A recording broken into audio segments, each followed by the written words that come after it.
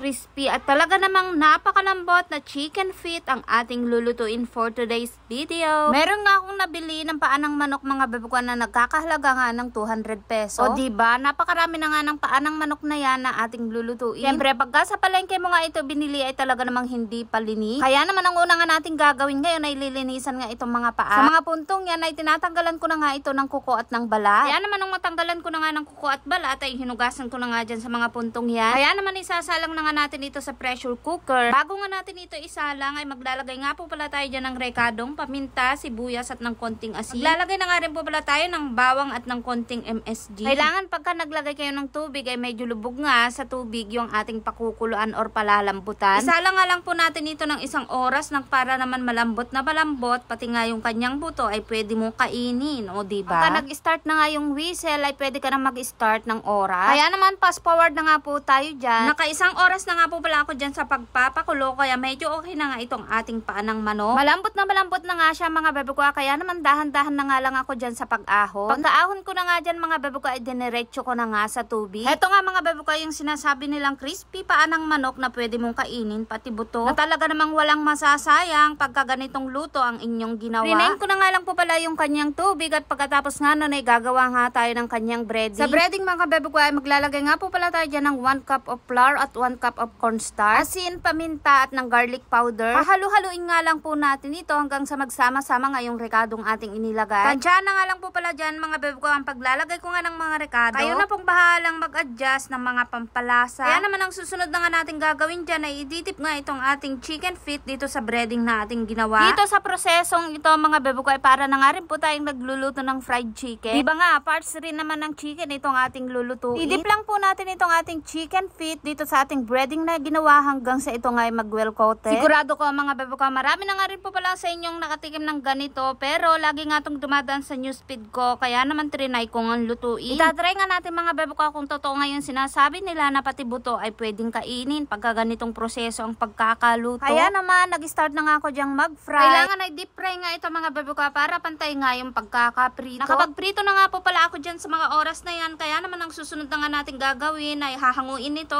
lalagay sa strainer. Lalagay nga natin dito sa strainer mga bebe ko para madrain pa nga yung kanyang excess oil. Sa pangalawang pagkakataon nga mga bebe ko ay piprito pa nga natin yung mga iba pang mga natira. O sa mga manginginom dyan at mahilig sa pulutan ay pwedeng nga ito sa inyo. Hindi nyo na nga problemahin ang humata pa ng buto dahil ito nga ay malambot na talaga. Rinay ko nga kainin yung buto mga bebe ko at talaga namang napabilib ako. Yung iba pwedeng kainin, yung iba naman ay hindi na kayang kainin. Kaya naman hindi 100% na malambot nga ang buto nitong ating chicken feet. Pero all in all mga bebe ko ay talaga namang napakasarap. Sabayan mo pa nga mga bebe ko ng napakasarap na sausawan na suka. O diba? O siya mga bebe ko, hanggang dito na nga lang itong aking videos. God bless. Bye!